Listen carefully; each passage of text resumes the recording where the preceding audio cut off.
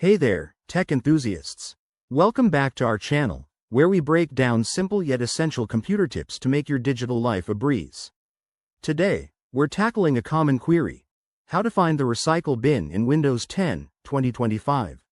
Even in 2025, if you're still rocking Windows 10 or just need a quick refresher, this guide is for you. The recycle bin is like your digital safety net. It holds onto deleted files until you're ready to say goodbye for good. First things first, let's start with the easiest method. Take a look at your desktop screen.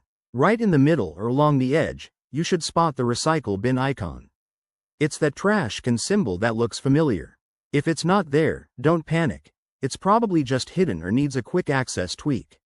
If it's Mia on the desktop, fire up File Explorer. You can do this by clicking the folder icon on your taskbar or pressing the Windows key plus E once open. Navigate to This PC in the left-hand pane.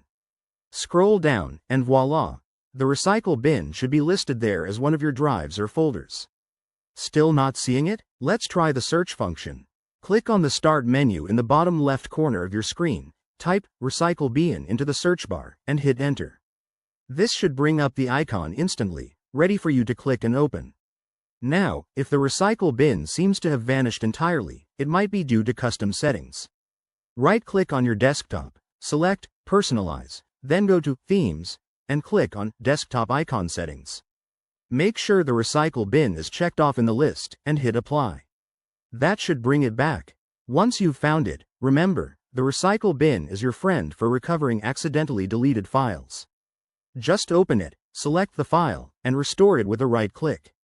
That's all for today. If this helped you out, smash that like button, subscribe for more Windows tips, and drop a comment below if you have any questions.